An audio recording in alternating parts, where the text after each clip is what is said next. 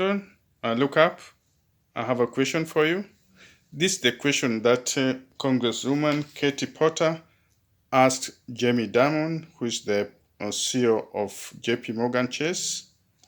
The question was this: a Chase employee who is a teller earns $16.50 per hour, and that comes to something like $2,300 per month. And here is her financial situation. Rent, she pays $1,600, utilities $100, car expenses $400, food $400, cell phone $40, and she, being a single mother, she pays daycare $450. So every month she finds herself in a hole by almost $567 per month that she cannot be able to pay. So, assuming that you are a financial advisor to this single mom, what advice can you give her so that she can be able to come out of her financial situation? Um, Look so at the I think camera. Hmm.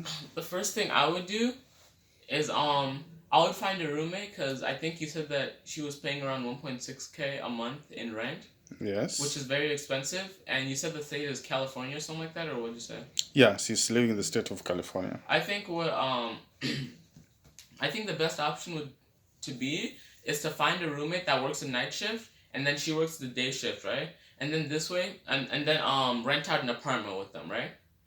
A one bedroom apartment, and then maybe the roommate gets the room, and then she and her baby sleep on the couch or the floor, right? By doing this, it's gonna probably cut her rent in half. This way, she's gonna have a lot of extra spare money that she can use to her advantage, right? Well, and then what you can do is instead of paying for those daycare bills and those daycare expenses, after the baby comes home from school or whatever, the baby can stay with the roommate because the roommate works night shifts. So the baby can stay primarily with the roommate instead of the mom paying daycare expenses, which will significantly reduce the daycare costs.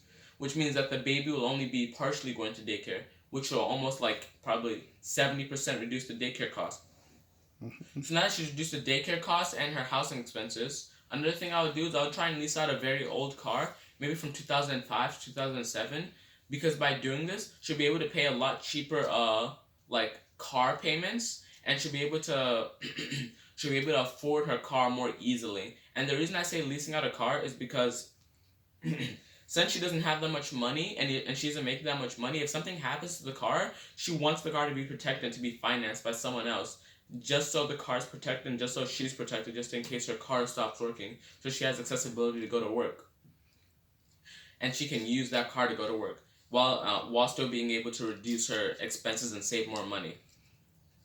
And then what I would do is, since her baby is already being taken care of by her roommate part time, after she comes home from work of doing like a full time at whatever wherever she works, she can come home and do Uber and Lyft part time. And because the car is already past like the 5 year depreciation value, whatever, and it's completely covered by the lease, by doing Uber and Lyft, she'll be able to make a good amount of profit because if anything bad happens to the car, it's completely covered. And because the car's already exceeded its 5 year depreciation value, by her doing Lyft, it's not really harming her that much, and it's not even her car, so she's not facing that big consequences of the like wear and tear of the car.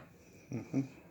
So I would start doing Uber and Lyft just for some extra side income and just to make some extra money. This way, she can significantly increase, not significantly, but she can increase the amount of money she makes in a month, maybe by like $100 to $300, and then she can use that money to pay off the car lease, and then use the extra money to in her savings account. I would put in like a high savings interest account, or maybe in a 401k, because like a 401k offers good interest, and if the employer offers like a matching, she'll be able to put money, and the employer will match the amount of money she puts. So I would put in a 401k or a high interest savings account that offers between like 2 to 3% interest. That way she can just beat the inflation rate and save a good amount of money. I'd also get a good credit card that offers good cash back percentages and interest. Now every time she purchases something, she gets maybe like 1 to 2% of that money back, which she can reinvest into her 401k and saving account. And yeah, that's what I would do. Would try to do. And um, because he works with JP Morgan Chase Bank and Chase Bank makes a lot of profit, don't you think that at least the bank should at least add the hourly rate for the teller?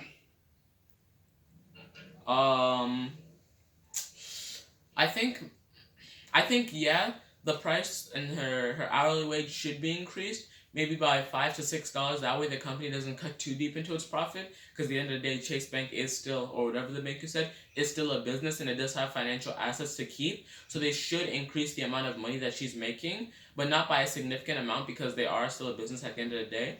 But I also think that they shouldn't increase this everywhere because I don't really think there's something like you might like people might hate me for this, but I don't think there's something called a minimum wage because each state and each part of the country has its own individual living expenses and living prices. So $7 in Texas might be completely something different. $7 in Idaho or $7 in California.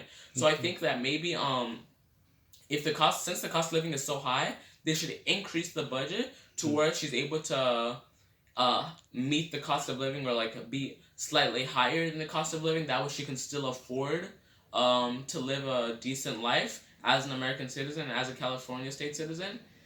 And it's just since it's just a baseline job, she can just maybe go to university or start studying. That way she can get a better job.